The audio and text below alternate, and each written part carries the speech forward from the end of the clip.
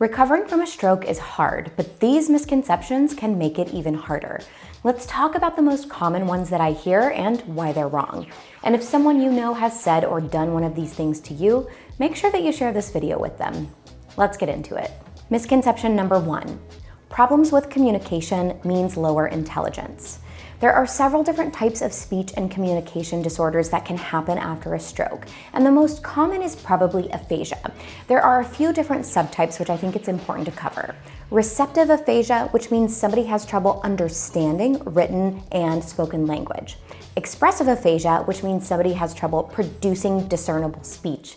And then there's also global aphasia, which is kind of a combination of both. When speech and communication are impacted after a stroke, some people incorrectly assume that their intelligence has been as well. Even if somebody has trouble understanding the words that you're speaking to them, it doesn't mean that they don't understand your gestures or pick up on nonverbal cues.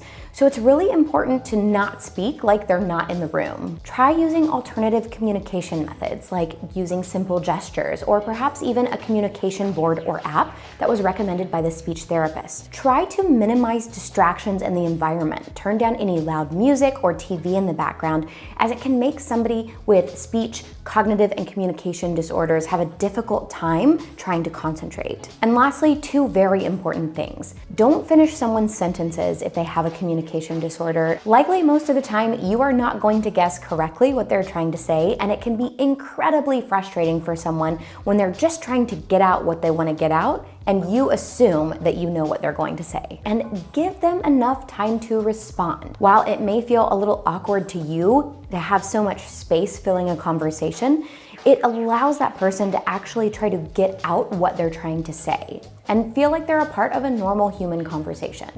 Misconception number 2. Aren't you better yet? Recovering from a stroke is not like recovering from a purely physical injury or illness like a broken bone or a cold.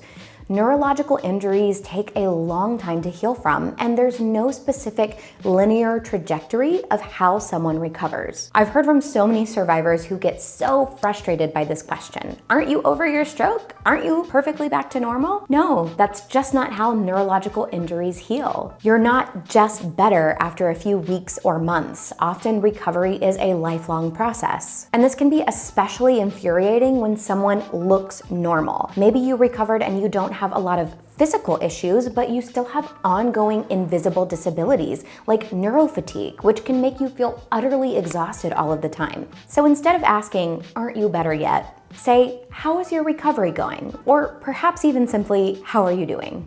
Misconception number 3. Mood and personality changes don't happen after a stroke.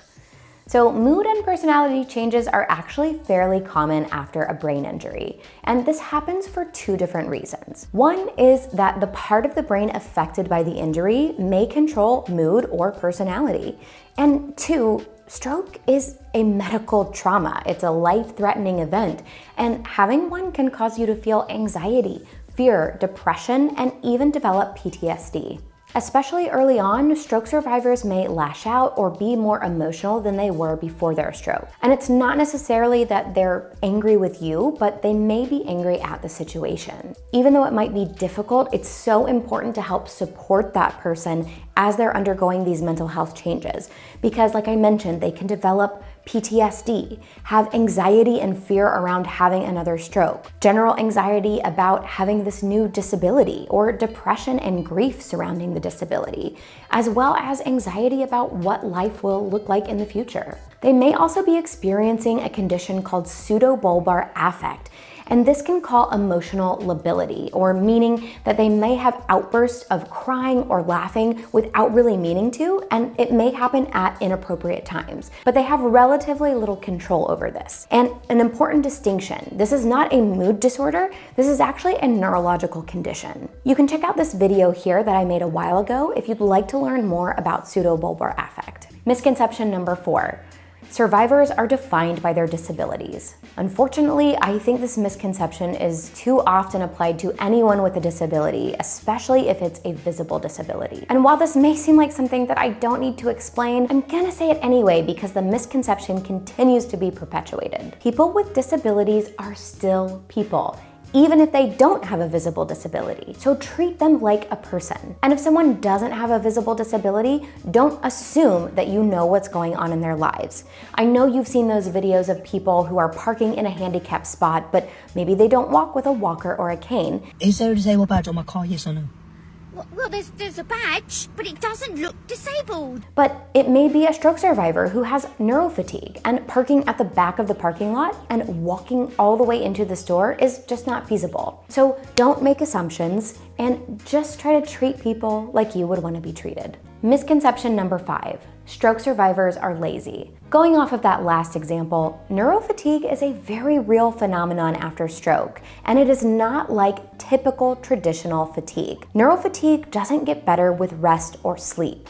It can make you feel like your limbs have been injected with concrete, that your body is just so heavy, that you're moving through jello, or that you feel just completely, utterly exhausted all of the time, requiring multiple naps a day. Imagine if you had to run a marathon every day. How tired would you be on a daily basis, knowing that the next day you had to do it all over again? You would be exhausted after just a few days. Well, stroke survivors experience this on a daily basis, but from expending just a little bit of energy. For example, taking a shower to a stroke survivor who has neurofatigue might feel like running a marathon. So try to extend your understanding and compassion when someone says that they are exhausted. They're not just being lazy. Misconception number 6. Stroke survivors overreact. You may have heard of the term sensory overload in the context of autism, but did you know that this can happen to stroke survivors too? It's when the brain has difficulty processing sensory input, and therefore it can be overwhelming when you experience things that might not have made you feel that way before. For example, bright lights, loud noises, and crowds can cause someone to feel completely overwhelmed. Physically, it can cause pain, panic, and general discomfort. So survivors who experience sensory overload aren't actually overreacting. They're just reacting and feeling very overwhelmed. So in addition to being understanding and compassionate, maybe recommending to someone who has sensory overload issues that they can wear earbuds when they're out in public or noise-canceling headphones, perhaps wearing sunglasses when they're out in bright light, or avoiding really crowded situations, or having a plan for when they're going to be in a crowded situation. Misconception number 7. Survivors always want your help.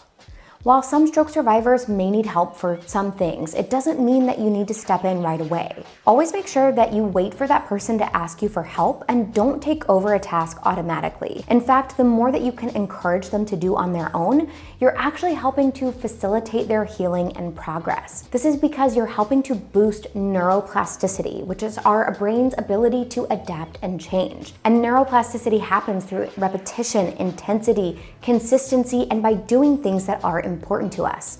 So the more that someone can engage in kind of those everyday activities of life, the better for their brain and the better for their healing process. Misconception number 8.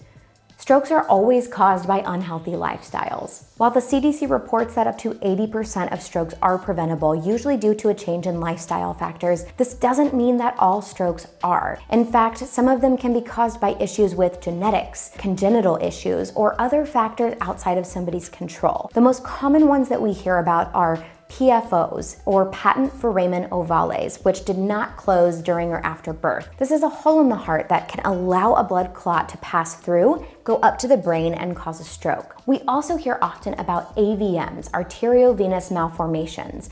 It's a tangle of arteries and veins that can happen in the brain, and if that ruptures, that can cause a stroke as well. So while incorporating healthy lifestyle factors is always a good thing, we can't ever make the assumption that somebody had a stroke because they had an unhealthy lifestyle. Stroke survivors want to be treated with care and dignity just like anyone else. So think before you speak and treat survivors the same way that you'd want to be treated. Leave me a comment and let me know, are there other misconceptions that someone had about you or your recovery? And as always, if you found this video helpful, please make sure to leave it a like. And if you're new here or haven't already, please subscribe to the channel and click the bell to get notifications for when I post new videos. Post-Stroke is a nonprofit, and you can help us keep our content free, either by giving us a super thanks by clicking in the YouTube bar below, by giving us a one-time donation via PayPal, or by becoming a Patreon member, where a monthly donation gets you access to cool perks like social media shoutouts, behind-the-scenes footage, and even YouTube shoutouts, of which I have some today. A huge thank you to all of our patrons, and a special big thank you to Heather G, Ryan D, and Modus Nova in our Empowerer tier. We can't do what we do without you all. Thank you all so much for watching. I'll see you next time.